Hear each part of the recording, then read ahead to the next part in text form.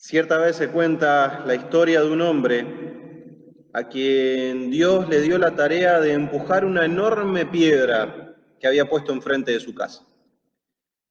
El hombre comenzó muy animado, cada día se levantaba muy temprano para poder hacer ejercicios previos, estirar, preparar su cuerpo para poder empujar la piedra, así que se levantaba a 5 de la mañana, comenzaba a estirar y él comenzaba a empujar con mucho ánimo, con mucho empeño, con mucha fuerza. Esto lo hizo de manera constante durante 2 semanas aproximadamente, y a partir de ahí empezó a desanimarse, desalentarse un poco, porque la piedra no se movía. Así que ya no se levantaba a las 5 de la mañana, se levantaba un poquito más tarde y hacía los estiramientos de un poquito mala gana, y comenzaba a empujar la piedra, pero ya no con tanto ímpetu, con tanta fuerza, ni con tanta convicción ni esperanza.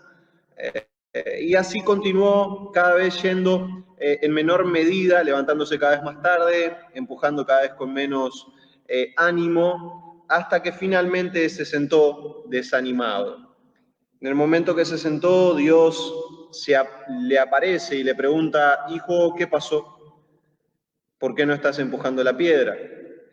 A lo que el hombre respondió: Dios, hice todo mi esfuerzo, empujé la piedra como tú me mandaste, pero la piedra no se mueve.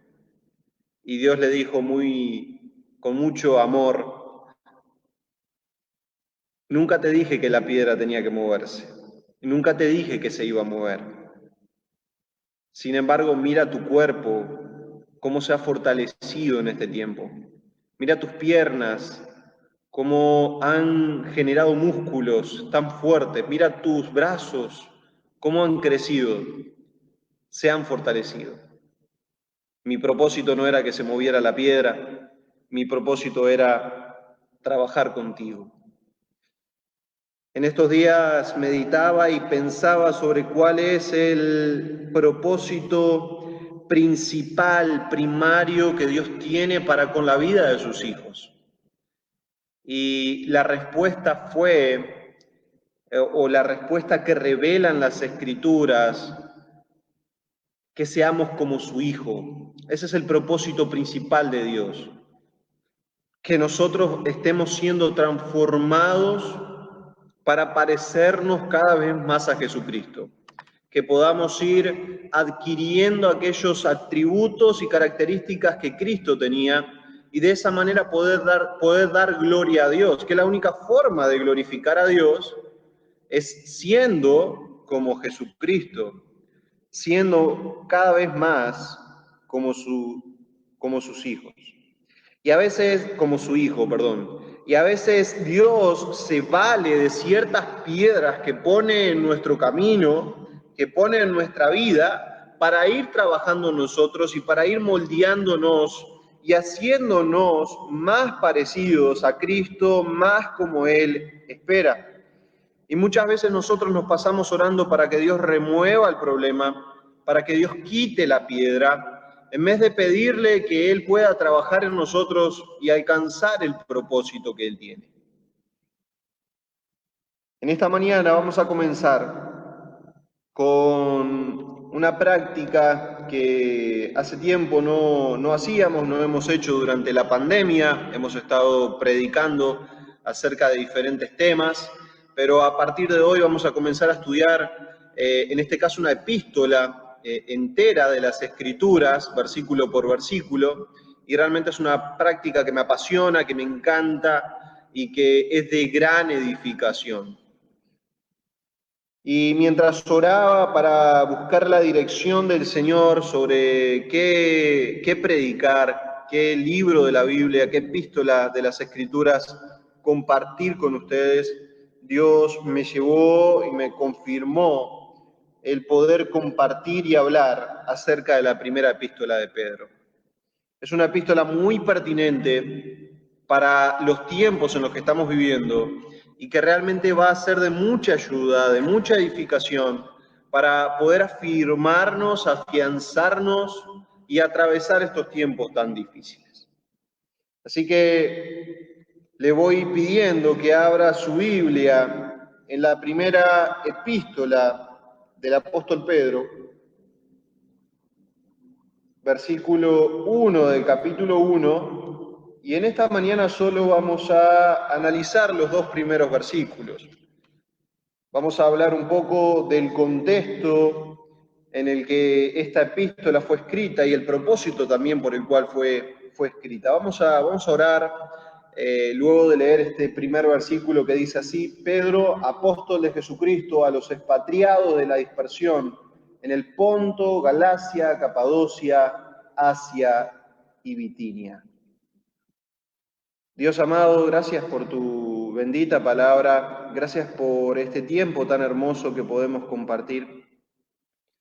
Realmente, Dios, tu palabra es viva y eficaz, es muy profunda, es muy desafiante.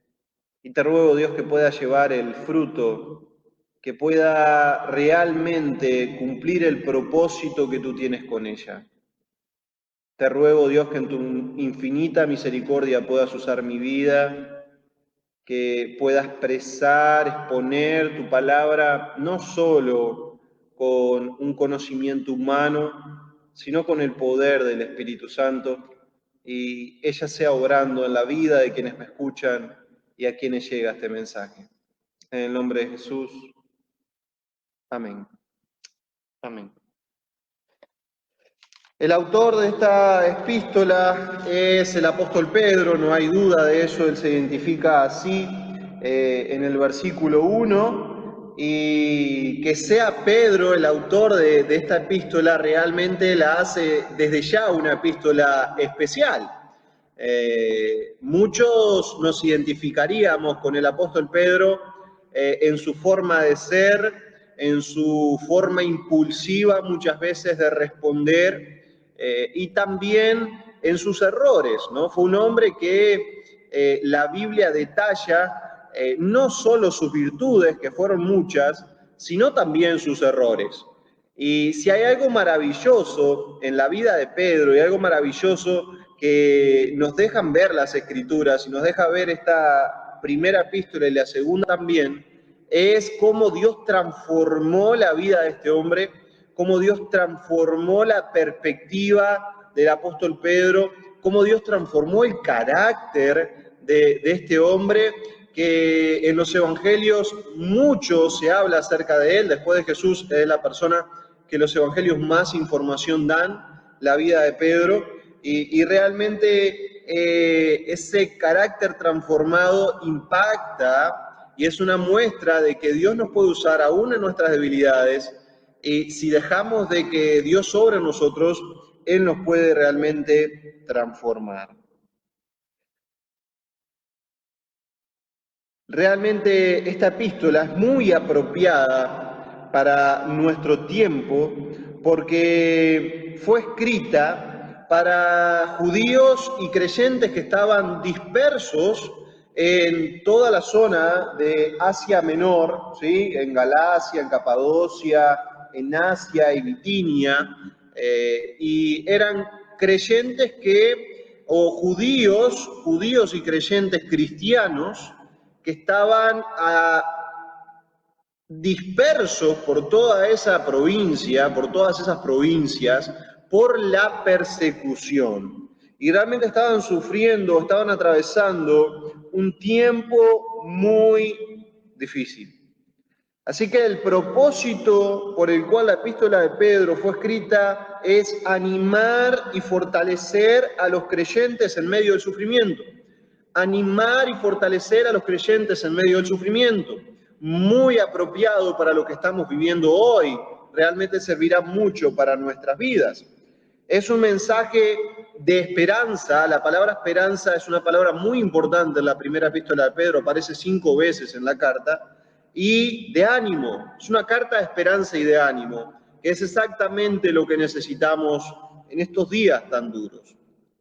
¿A qué se debió aquella persecución? O para poner un poquito el contexto histórico en la que esta carta se da, cuando el emperador Nerón asumió allí por el año 54 después de Cristo, comenzó una persecución fuerte hacia los cristianos. Ya de por sí los romanos identificaban a los cristianos con los judíos y no eran muy amigos, más bien rechazaban a los judíos y también a los cristianos, quienes también señalaban su politeísmo y hablaban en contra de sus dioses. Entonces los romanos de alguna forma no simpatizaban con los cristianos.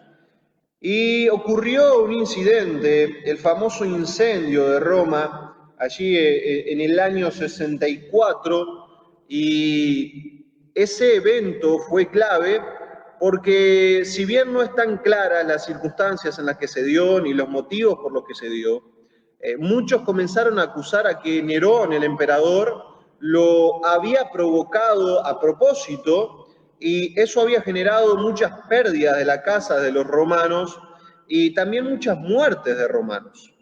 Entonces empezaron a señalar y a decir de que el responsable de aquel incendio, y acabe la posibilidad de que lo fuera, porque él va a aprovechar, Nerón va a aprovechar ese evento para crear un gran palacio, un imponente palacio en el que él va a luego vivir. Decían de que fue Nerón el responsable de aquello. Y como el pueblo se estaba levantando en contra de Nerón, Nerón necesitó un chivo expiatorio para un poco descentralizar la atención sobre él, quitar la atención sobre él y ponerla sobre alguien más.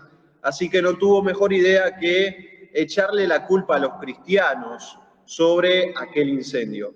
Así que los cristianos comenzaron a ser perseguidos, muchos incluso comenzaron a ser muertos. Se habla de que Nerón hasta prendió fuego a algunos cristianos, y eso sucedió aproximadamente en el año 64, y se cree que la primera epístola de Pedro fue escrita más o menos en este tiempo, tal vez un poquito antes, un poquito después, pero lo cierto es que los cristianos estaban siendo perseguidos, y si no estaban siendo perseguidos todavía de una manera tan intensa por Nerón, igual eran rechazados por el Imperio Romano. Incluso había persecución para los cristianos de dentro de su familia, para los judíos que se convertían al cristianismo, había rechazo y persecución de los propios judíos que todavía defendían el judaísmo y veían a los cristianos como herejes.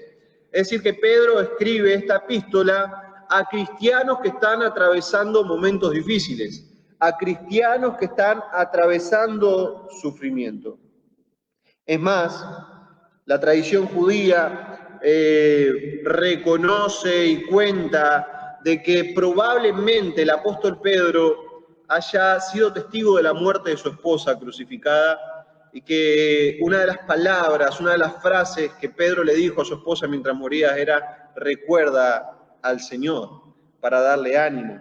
Y también más adelante, el propio Pedro va a ser muerto, según la tradición judía, también crucificado, pero a pedido del propio Pedro, no como Jesucristo lo hizo, sino cabeza abajo, porque no se sentía digno de morir como su Señor. Así que el propio Pedro estaba atravesando por estos momentos de persecución, era consciente de eso y sabía de que venía un tiempo, o estaban viviendo un tiempo de sufrimiento. De esta manera, la epístola de Pedro es considerada una de las piezas más conmovedoras de la literatura de la persecución. Y además fue escrita de una manera afectiva, amable, sencilla y humilde. Características muy distintas a la que enmarcan al propio Pedro en los evangelios, ¿no? O muy distintas al Pedro que vemos, que reconocemos y que podemos leer en los tiempos de Jesús, cuando él caminó junto a Jesús. Un cambio tremendo que Dios hizo en la vida de este hombre. Ahora bien, en este caso, el origen del sufrimiento para los cristianos era la persecución por el Evangelio. Es cierto, lo que estamos atravesando no es la misma realidad y no podemos decir de que estamos sufriendo a causa del Evangelio, pero sí el sufrimiento tiene diferentes orígenes, los momentos adversos tienen diferentes causas.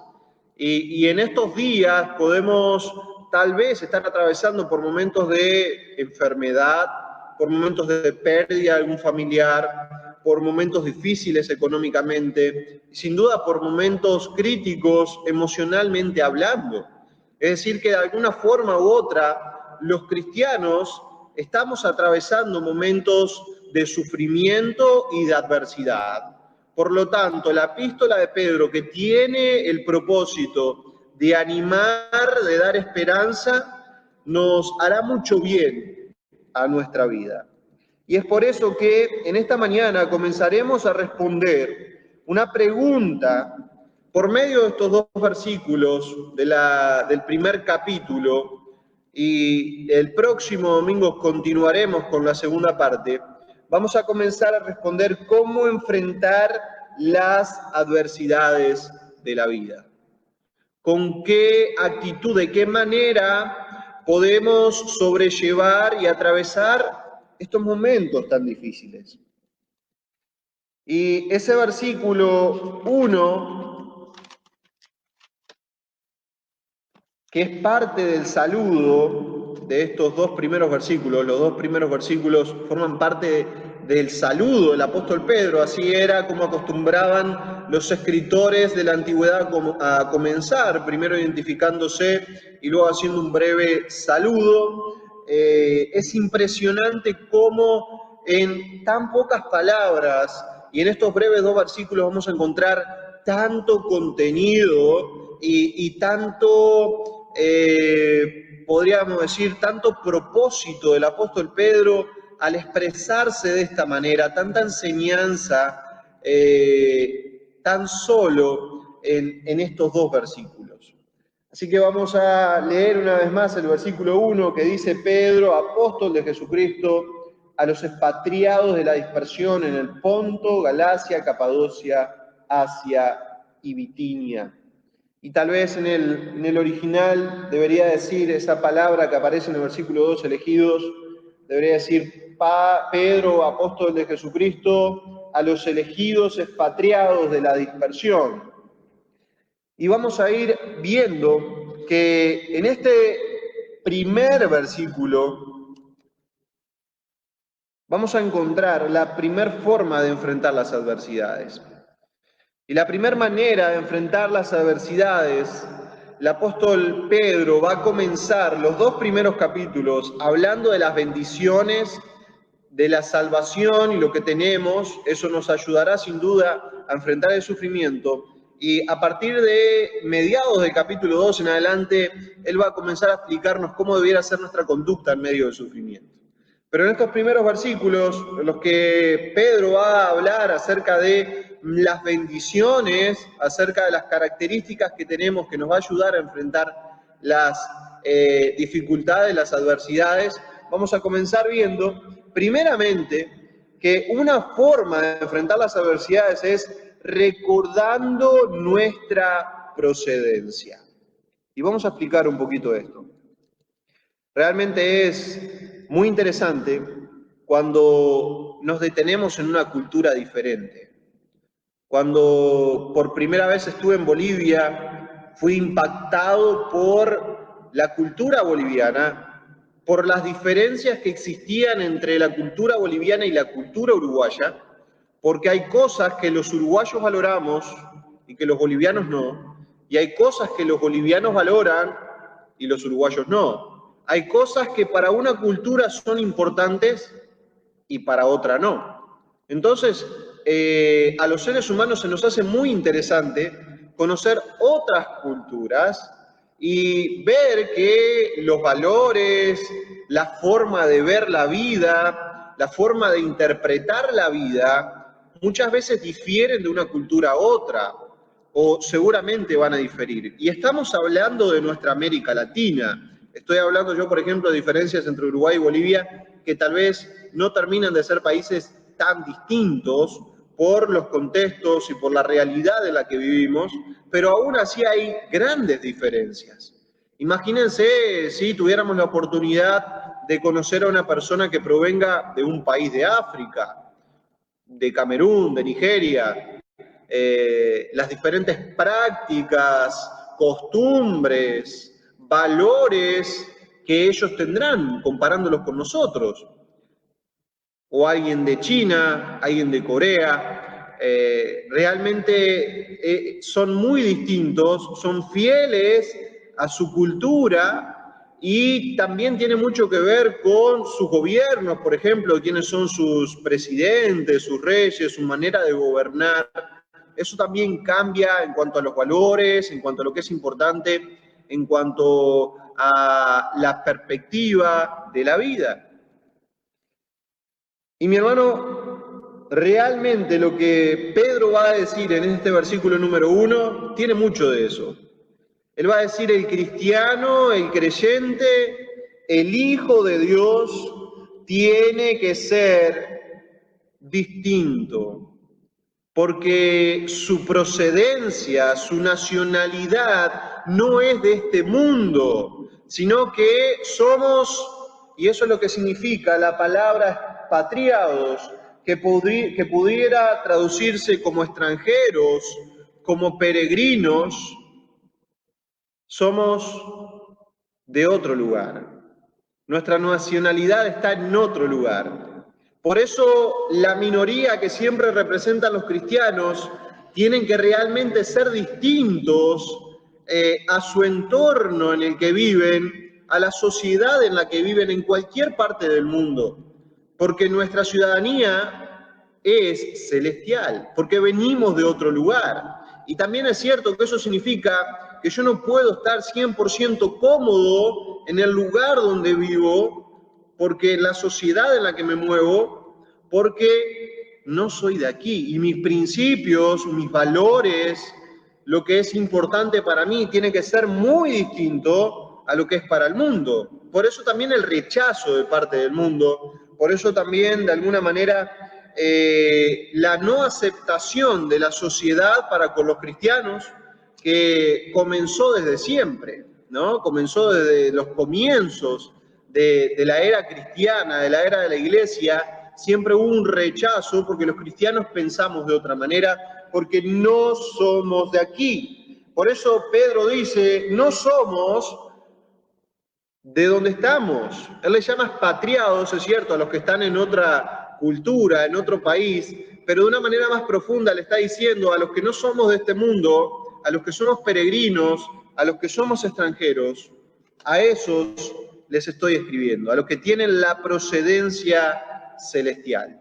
Y esta es una idea que respaldan y complementan el autor de Hebreos y el apóstol Pablo. Hebreos 11:13 dice, conforme a la fe murieron todos estos sin haber recibido lo prometido, sino mirándolo de lejos y creyéndolo y saludándolo y confesando que eran extranjeros y peregrinos sobre esta tierra. Y también el apóstol Pablo en Filipenses 3:20 dice, mas nuestra ciudadanía está en los cielos, de donde también esperamos al Salvador, al Señor Jesucristo. Y la otra palabra que aparece ahí, que es dispersión, diáspora, que era muy utilizada para referirse a los judíos que estaban en otro lugar, que no estaban en su tierra. En este caso parece que Pedro lo utiliza para todos los creyentes que no están en su hogar. Y nuestro hogar entonces es un hogar celestial. Se ha dicho muy sabiamente, muy oportunamente, que el cristiano debe ser una persona aparte, pero no estar apartada del mundo. Esto no significa que nosotros vivamos ajenos de lo que sucede a nuestro alrededor o de una manera que realmente, digamos, nos haga ver como bichos raros, ¿no? En el sentido de vivir de una forma que no tiene que ver con nuestra cultura o con nuestra época, pero sí con nuestros valores y nuestros principios que realmente son muy distintos a los que tiene el mundo. Cuando un judío estaba exiliado, estaba fuera, él siempre intentaba dirigir sus ojos a Jerusalén. hacia donde era su ciudad. Es más, cuando construían sinagogas, que era el lugar donde se reunían los judíos antes, lo hacían colocando la entrada hacia Jerusalén, porque siempre su mirada, su pensamiento estaba en su patria. Y esta es un poco la idea de Pedro. Nuestra ciudadanía está en los cielos y nuestra vida siempre tiene que estar orientada hacia ahí. Nuestra mirada, nuestro pensamiento siempre tiene que estar puesta en nuestra patria. La palabra que se utilizaba en griego para un residente temporal, alguien que estaba de paso por algún lugar, era paroikos. Y un paroikos era el que se encontraba en otro país, aunque su pensamiento siempre estaba en el suyo.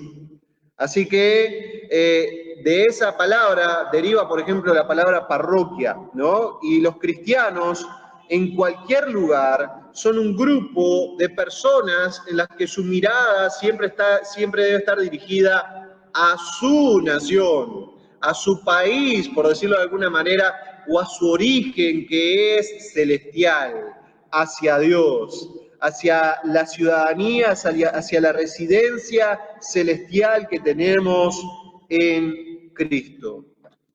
Esto no significa que nos retiremos del mundo. Se dice que un dicho de Jesús, un ágrafon, es decir, una expresión de Jesús que no está en las Escrituras, pero que por tradición se ha sabido, es algo que él dijo de la siguiente forma.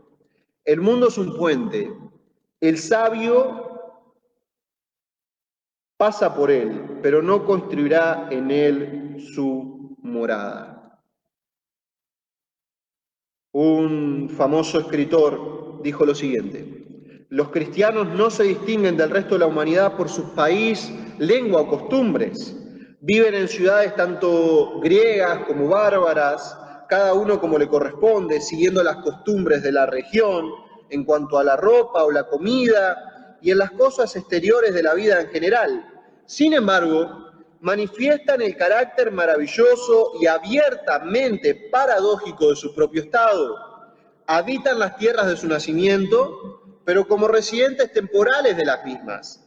Asumen su parte de todas las responsabilidades como ciudadanos y sobrellevan todas las incomodidades como forasteros. Todas las tierras extranjeras son sus tierras nativas y todas las tierras nativas le son extranjeras. Pasan la vida en la tierra, pero su ciudadanía está en el cielo. Mis hermanos, en el cielo, en la eternidad, en la morada que Dios tiene para nosotros, ahí está nuestro inapreciable privilegio y nuestra inexplicable responsabilidad. Somos ciudadanos del cielo y como tales tenemos muchos privilegios, pero también tenemos muchas responsabilidades. Y una manera de atravesar un momento de adversidad como el que estamos viviendo y un momento de sufrimiento es recordar que no pertenecemos aquí y que esto es pasajero y que esto es temporal. Somos peregrinos nada más aquí. Nuestra ciudadanía está en los cielos y debemos tener siempre el pensamiento y la mirada puesta ahí, en nuestro hogar, en donde realmente estaremos en casa. Así que, mi hermano, la primera forma que en esta mañana afirmamos por medio de esta epístola del apóstol Pedro, por este saludo, es que necesitamos recordar nuestra procedencia, necesitamos recordar de dónde somos ciudadanos, necesitamos recordar, tener presente a dónde pertenecemos y vivir conforme a eso. Lo segundo que vamos a ver, que nos ayuda a enfrentar los momentos de adversidad, es recordar nuestra posición o nuestra realidad. Dice el versículo número 2, elegidos según la presciencia de Dios Padre en santificación del Espíritu, para obedecer y ser rociados con la sangre de Jesucristo, gracia y paz os sean multiplicadas. Hay 3 oraciones que están subordinadas a un verbo. En este caso es elegidos.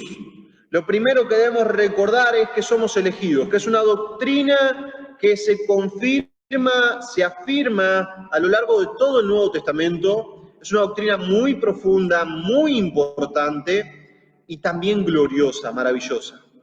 Podríamos hablar mucho más de esta doctrina de la elección, pero tal vez quiero resaltar que lo más maravilloso de esta doctrina para mí es que Dios nos ha elegido conociendo hasta lo más miserable, lo más vil de nosotros. Nosotros podemos elegir una persona conociendo ciertas cosas, pero nunca conociendo hasta lo más profundo, hasta lo más vil, hasta lo más bajo. Tal vez no escogeríamos a nadie. Tal vez nadie nos escogería si conociera lo que realmente somos o lo más profundo de nosotros. Sin embargo, Dios nos amó, nos eligió y nos apartó, conociéndonos tal cual somos. Eso es glorioso y eso es maravilloso. Y nos enseñan estos 2 versículos.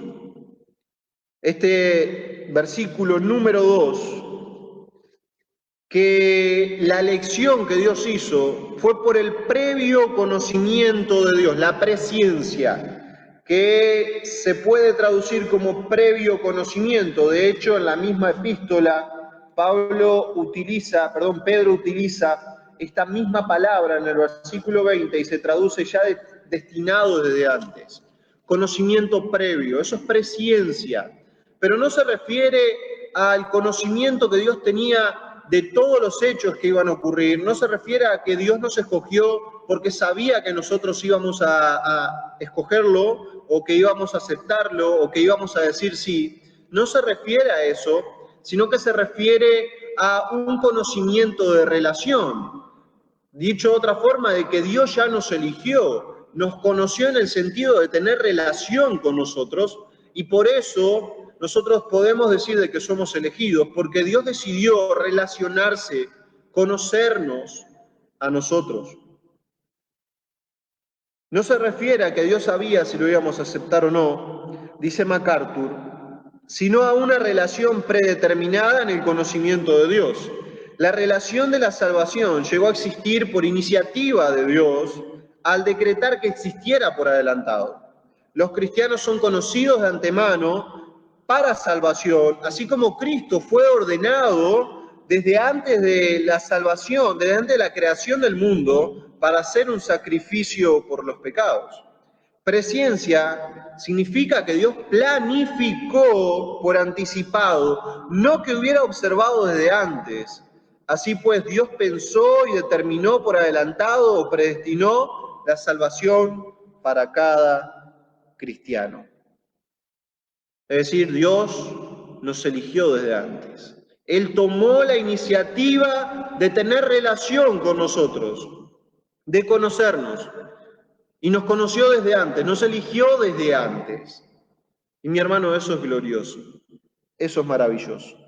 Así que si concentramos toda nuestra atención en la dificultad, la hostilidad, lo complicado de este mundo, lo difícil de este mundo, podemos llegar a sentirnos desanimados. Pero mi hermano, en esos momentos es cuando necesitamos recordar que Dios nos eligió de acuerdo a su propósito, de acuerdo a su deseo, y que la iglesia, nosotros los cristianos como iglesia, no es una idea humana, no es una creación humana, sino que es una idea de Dios, un propósito de Dios.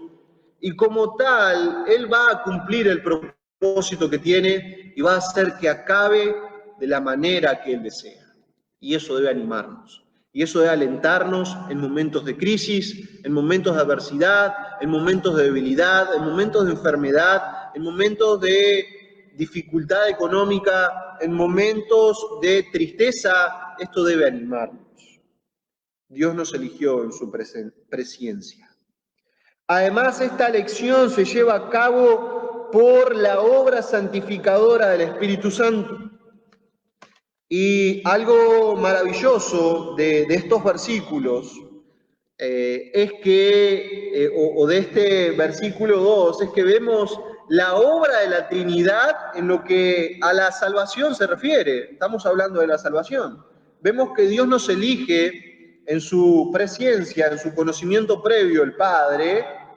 También el Espíritu Santo es el que hace la obra santificadora y somos rociados con la sangre de Jesucristo.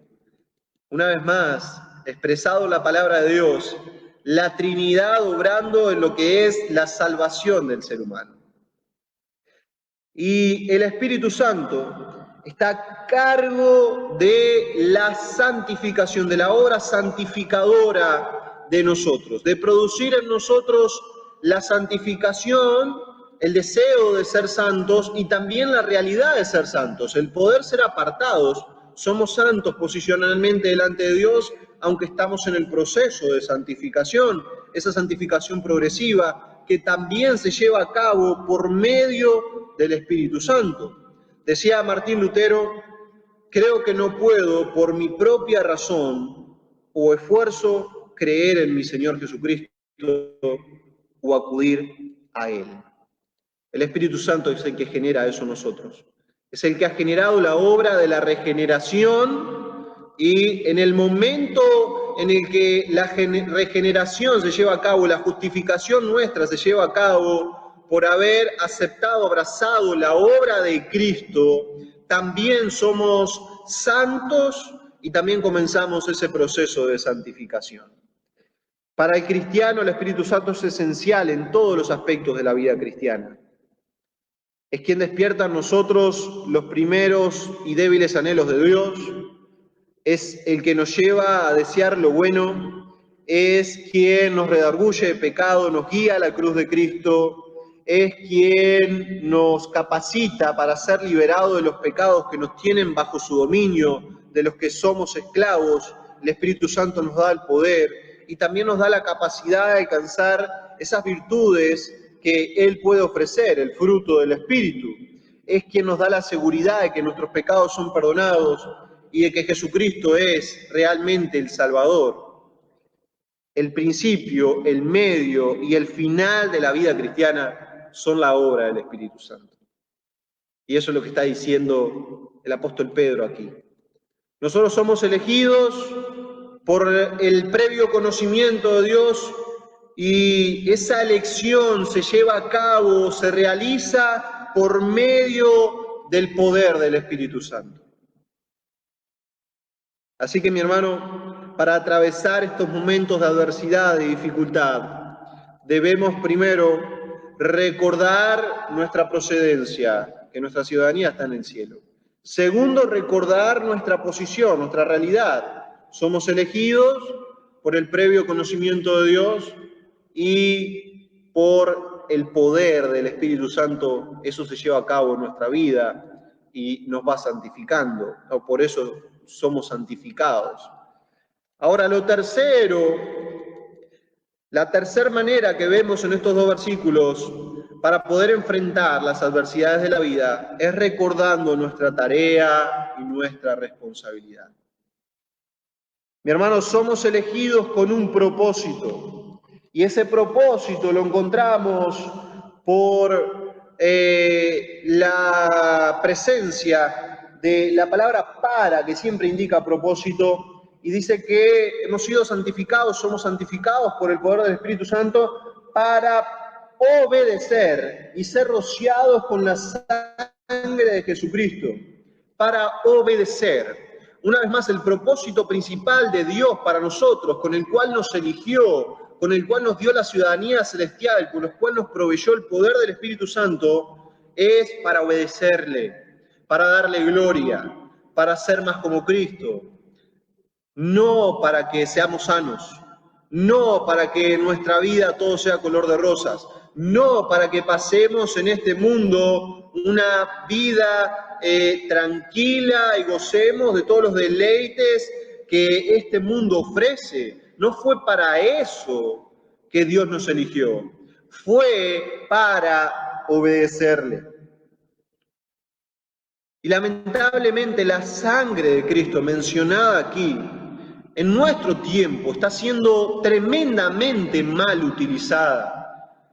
He escuchado a muchos, incluso a pastores, decir, me cubro con la sangre de Cristo y a mí no me toca ninguna plaga. O he escuchado a muchos reclamar por medio de la sangre de Cristo por sanidad o por bendiciones. Y la sangre de Cristo no es para eso. La sangre de Cristo no es para cubrirnos del mal. La sangre de Cristo no es para librarnos de enfermedad. La sangre de Cristo no es para sanarnos. La sangre de Cristo es para librarnos, sí, de la peor enfermedad que es espiritual, de la peor plaga, del peor virus, de la peor pandemia que existe, que ha existido en la historia, que sigue existiendo y que existirá hasta que este mundo acabe, que es el pecado. La sangre de Cristo es para limpiar nuestros pecados. Así que Pedro, Dios por medio del apóstol Pedro, aquí está diciendo que somos elegidos por Él a causa de su previo conocimiento. Somos elegidos por Él por medio del poder santificador del Espíritu Santo para obedecerle y para que seamos limpios de nuestros pecados. Ese es el propósito principal de Dios. Y realmente la manera en que se usaba el rociamiento de la sangre en el Antiguo Testamento pueden darnos una idea a lo que Pedro está queriendo referirse aquí.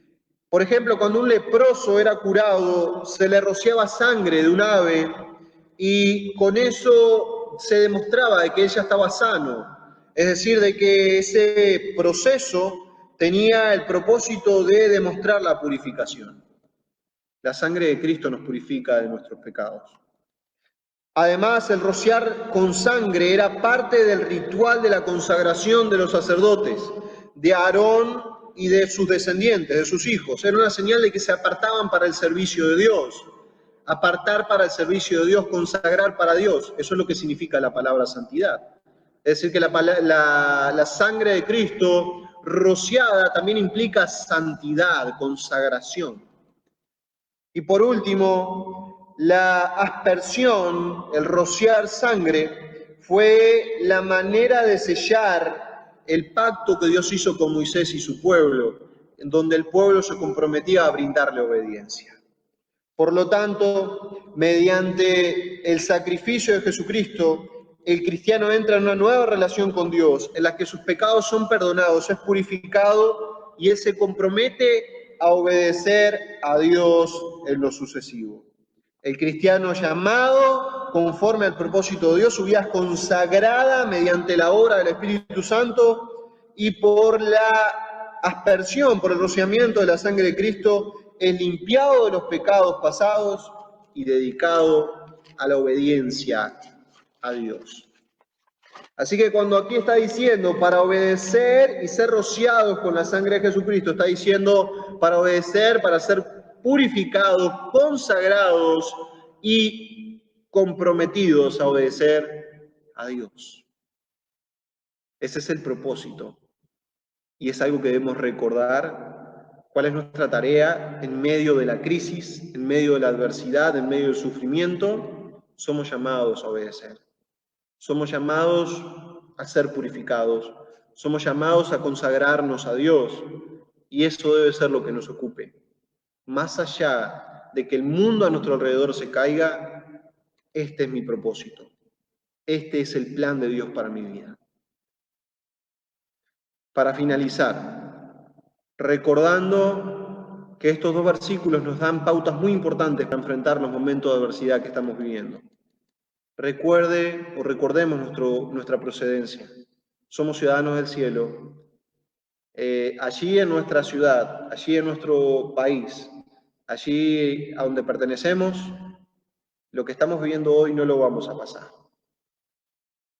Cuando lleguemos a nuestro hogar, todo será distinto. Recordemos que esto es temporal. Además, recordemos nuestra posición, nuestra realidad. Somos elegidos de parte de Dios. Somos santificados por la obra del Espíritu Santo. Y por último, recordemos nuestra responsabilidad, nuestra tarea. Ser obedientes a Cristo, ser purificados, ser santificados. ser apartados, consagrados para Él. Hay un saludo muy característico de varias epístolas del Nuevo Testamento, y es con lo que termina este segundo versículo del apóstol Pedro. Gracia y paz os sean multiplicadas, gracia y paz abunden. Y gracia y paz son dos palabras que mezclan el saludo griego, charis, gracia, con el saludo hebreo, shalom, paz, gracia y paz. Y son dos palabras maravillosas en el Evangelio y en la vida cristiana. Gracia es todo lo que Dios ofrece al hombre, son todos los regalos, todo lo que Dios da al hombre. Y paz es ese estado de tranquilidad, de felicidad interior en el que podemos estar sin importar lo que ocurra a nuestro alrededor.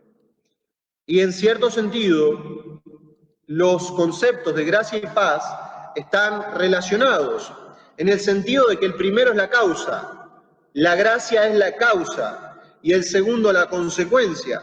Es decir, el don de la gracia, el regalo de Dios con la gracia resulta en paz.